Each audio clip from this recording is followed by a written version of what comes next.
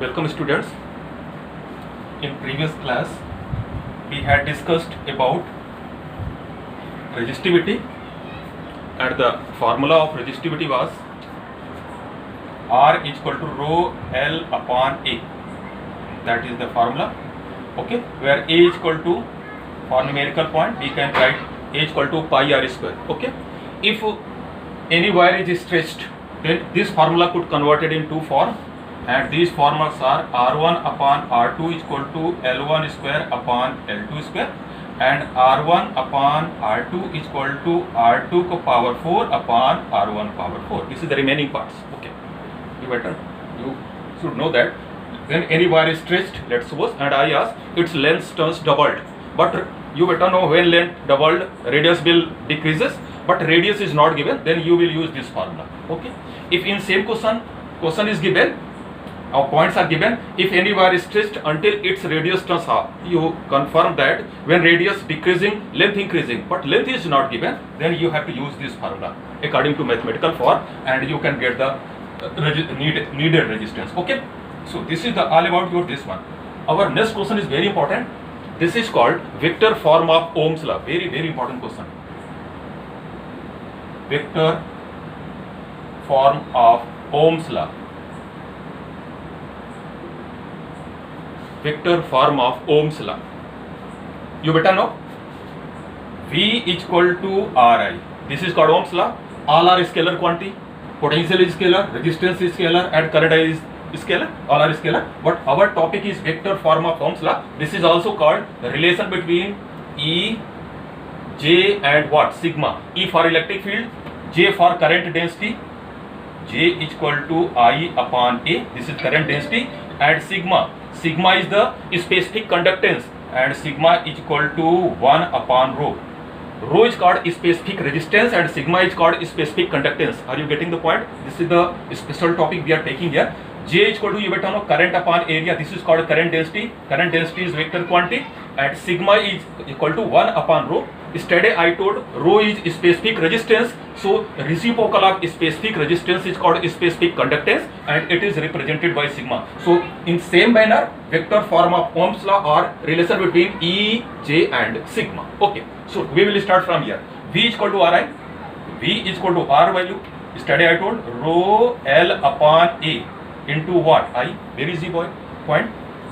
R is equal to rho L upon A into I. Okay, we can manage it. V upon L. V upon L is equal to rho I upon A. L will go down here. So V upon L is equal to rho I upon A. But 2 points you better know. E is equal to V upon L. You better know this formula. E is equal to potential upon distance, and second formula just I told, J is equal to I upon A. This is called current density. As like charge density, sigma is equal to QIA. In same way, J is equal to I upon A. Current is scalar while current density is vector quantity. So now we have to manage it. So I upon A is equal to J, and V upon L is equal to E. So we will get E is equal to rho J. Are you getting the point? Rho is there, I upon A is equal to J. So J is equal to, what do you get here? E upon rho. J is equal to, rho will go in division, but 1 upon rho is equal to sigma. They are the points. The reciprocal of specific resistance is called specific conductance, and sigma is specific conductance. In the place of 1 upon rho, we can put the sigma. So we will get J is equal to sigma E. J is equal to sigma E, where J is vector quantity, electric field is vector quantity. This is again Ohm's law, and this is also called vector form of Ohm's law.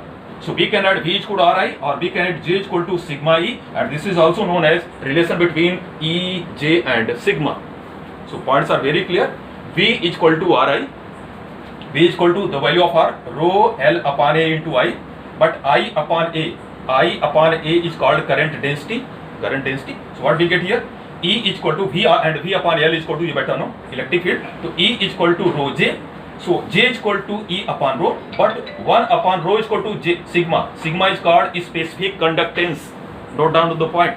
So we will get J is equal to sigma E. This is all about your vector form of Ohm's law as well as J is equal to sigma I, it means relation between E, J and sigma. So this is the first question for you. Okay. Our next topic is very important and many numericals are given your NCERT and at least every year one question will ask. So get ready for second one. So second question is temperature dependence of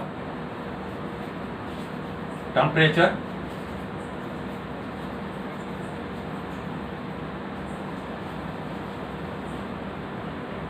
resistance and resistivity.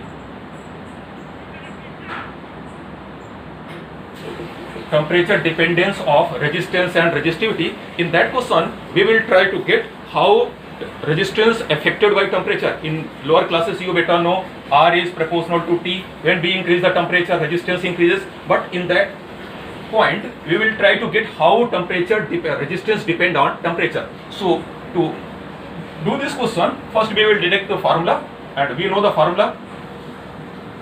R is equal to rho L upon A. This is the formula. Yesterday I discussed. So rho is equal to R A upon L.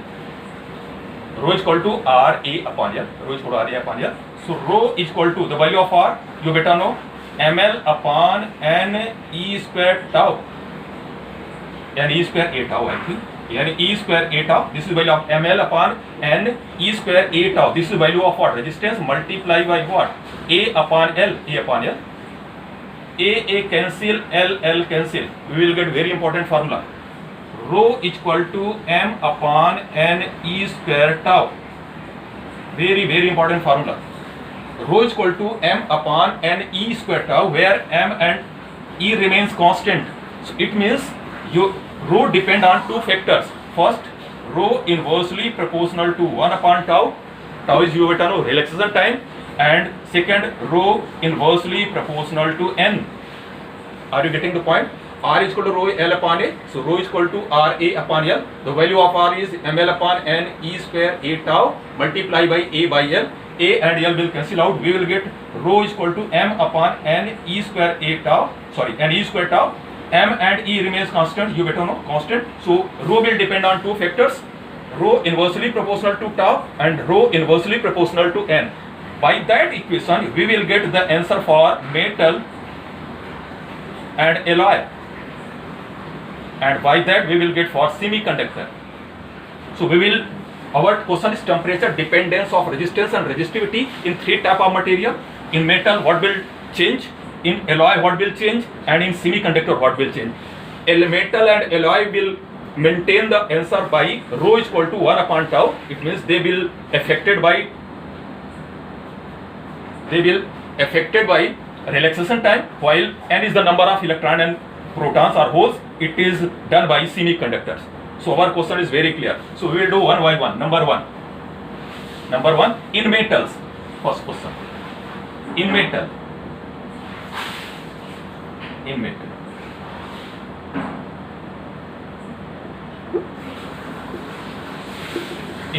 Our first answer is how resistance of metal depends on what? Temperature.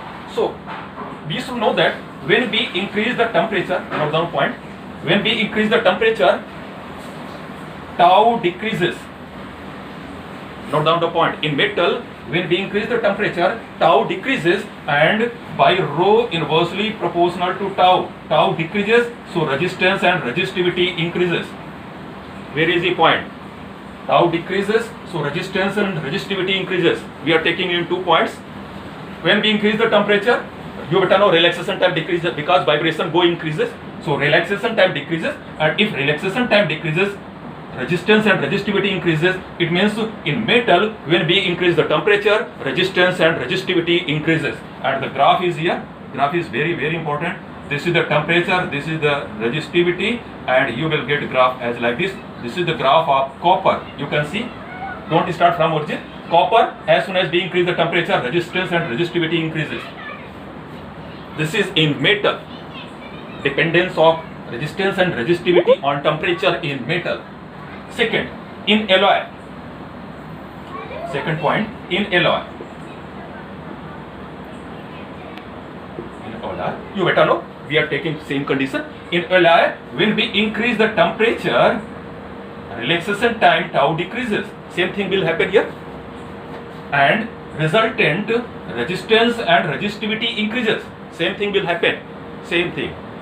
When we increase the temperature, tau decreases, so resistance and resistivity increases, but less in compared to metal. It means resistance and resistivity are big dependence on temperature in the case of Li, and we will get the graph as like this. This is the graph for nickel and chromium. Here is the point. This is the graph of alloy. Once again, when we increase the temperature, tau decreases, and if tau decreases, resistivity increases. Resistivity increases, no doubt. In metal also resistivity increases. In alloy, resistivity increases, but less in compared to metal. It means in alloy, resistivity is weakly dependent on temperature. Note down the point.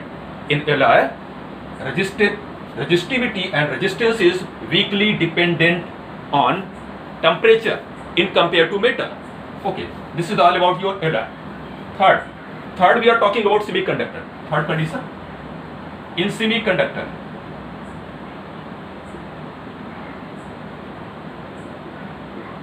in semiconductors, when we increase the temperature, number of electron and holes increases. Note down the point. When we increase the temperature, number of electron and hole increases, and when number of electron and hole increases, we know rho inversely proportional to L. When L increases, no doubt resistance and resistivity decreases. Just opposite phenomena happen. Just opposite phenomena will happen in semiconductor. Once again, when we increase the temperature, number increases, and if number increases, we better know resistance and resistivity decreases, and we will get the graph as like T. This is what rho, and you will get graph as like this. This is the graph of semiconductor. This is the graph of semiconductor. Are you getting? So this is all about your metal, alloy and semiconductor. In metal, resistance directly proportional to temperature. In alloy, resistance directly proportional to temperature. This is the conclusion. But in semiconductor, resistance and resistivity is inversely proportional to temperature. It means temperature increases, resistance and resistivity what decreases, and you will get the graph as like this. So this is the temperature dependence on resistance and resistivity. Now the mathematical form. Let's suppose resistance is RT is equal to R naught 1 plus alpha T. This is the formula. You better know. Plus means as soon as temperature increases, resistance increases. At T temperature, resistance is RT. Let us assume R1 is the resistance at T1 temperature and R2 is resistance at T2 temperature. So this formula could be modified. R1 is equal to R naught. R naught is the resistance at 0 degree. 1 plus alpha, you better know temperature coefficient, and T, it will be T1. This formula could be modified in the form of R1 for T1. So we will get R1 is equal to R naught 1 plus alpha T1. Similarly, R2 is equal to R naught 1 plus alpha T2. Many numericals are given in NCERT. Now you divide first by second. R naught we cancel out. Cross multiply and get the value of alpha. Alpha is equal to R2 minus R1 upon R1 T2 minus T1. This is the numerical point for you. If R1, R2 is given, T1, T2 is given, you can get the alpha. Sometime alpha is given, T1 is given, you can get the value of T2. So this is the temperature dependence of resistance and resistivity and their numerical form. Okay, that's all for today.